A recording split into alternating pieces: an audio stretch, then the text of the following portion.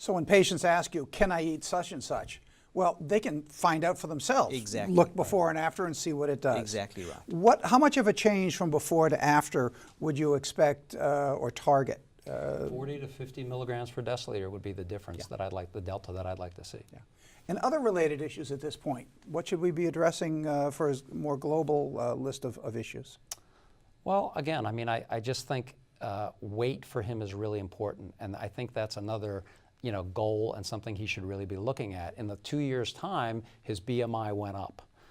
So I would really be trying to focus on that and getting him to just take his overall health a little more seriously.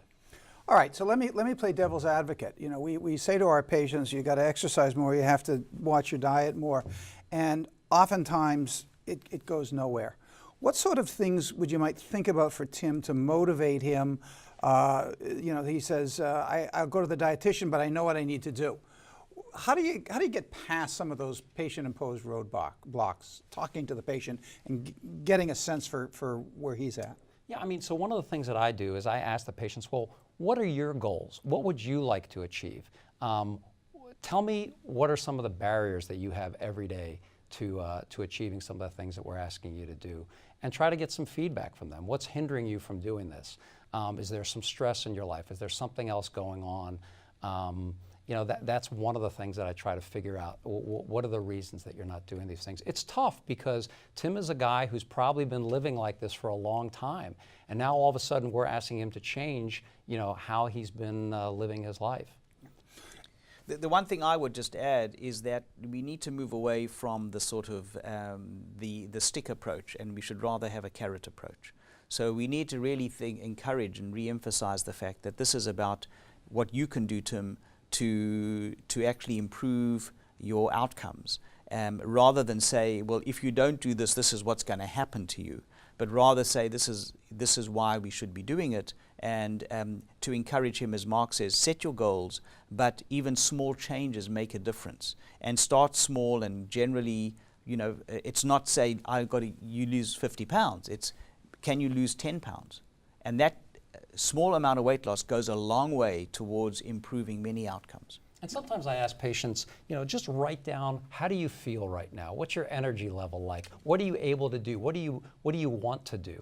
And then, he had a period where he did lose weight. Well, what was that like? Did you feel better? Was your energy level better? And can you sustain that? And maybe the next time you could sustain it for a longer period of time, not 2 years, but maybe 4 years. And that's a really important point, because people are told, well, you have to follow the diet, exercise, because 20 years from now, maybe you'll be better. And if you can say, well, right now, you see these improvements, there's immediate feedback that I think will help them. Yeah. That feeds into a number of the questions that I've got coming in here. And one question we hear all the time, can type 2 diabetes really be reversed with diet and lifestyle changes? We hear that being touted all the time. Yeah, so I use the word remission. There's no question that type 2 diabetes can go into remission. It can't be cured, but it can go into remission. And we've clearly seen data that weight loss, and that's obviously whether it's through nutrition and exercise or through bariatric surgery, actually can lead to remission of diabetes. And I tell this to patients.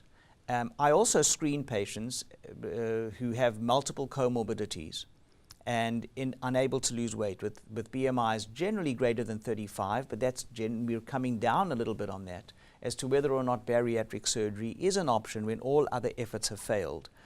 Tim isn't there yet, I don't believe, but I'm just mentioning it as part of the comprehensive program and an approach for people with diabetes. So, I hope that answers the question.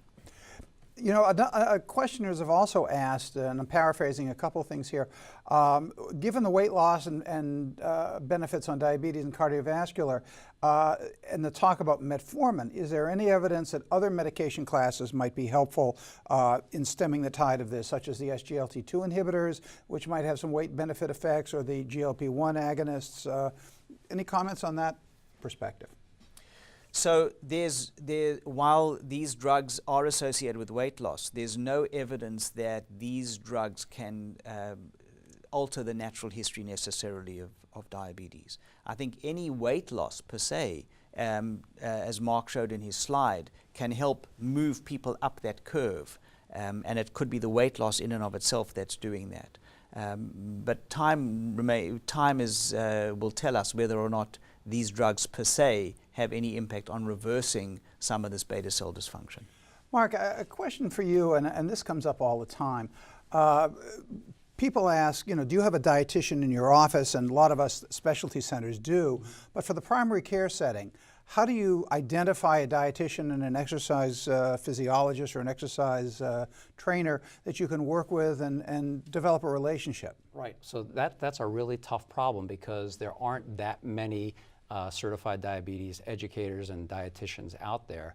And what I would tell a lot of the practitioners is maybe go to your local ADA and ask them who's available, and try to create some sort of a relationship with people in the community who do this stuff.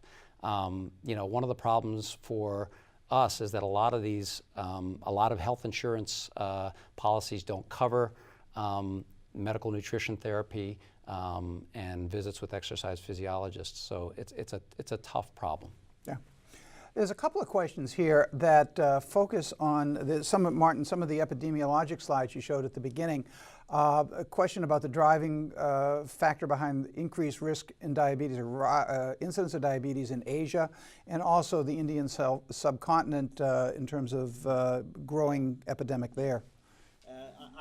While we understand that many people with diabetes do have an underlying predisposition based on a genetic basis, I think the rising tide is not because there's been a change in the genes. I think the rising tide is related to the increasing prevalence of obesity and diminishing physical activity. So being less active, which obviously plays a role in the obesity epidemic, is driving and the obesity per se is driving this increased prevalence of diabetes.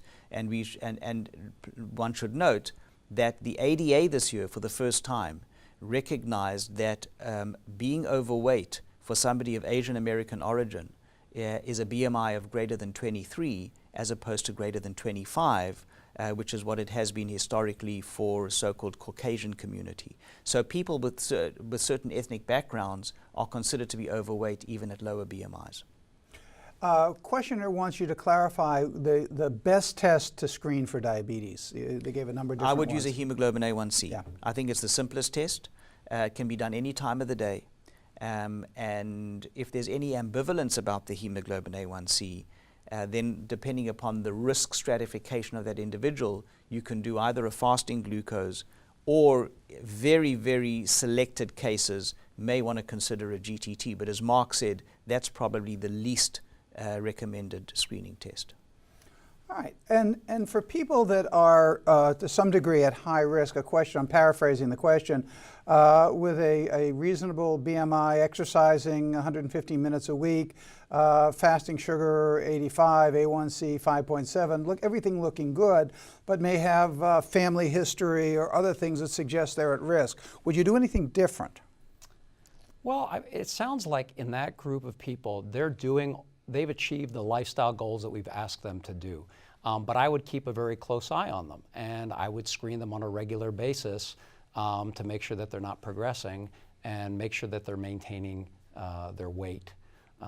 But there's not a lot else I would do. Now, if I was concerned that that person may not have type 2 diabetes, may have something like latent autoimmune diabetes of adulthood or something like that, I might screen them for something like that. All right. Well, I think we've covered most of the topics here. And again, I think the key here is not to provide enough for everybody to do all of these things necessarily in their office, but to provide a stimulus for people to think, what can they do in their office? What can they improve in their office? What might they want to identify for an outsourced resource so they can be more effective in managing some of these pre-diabetic and early diabetic conditions?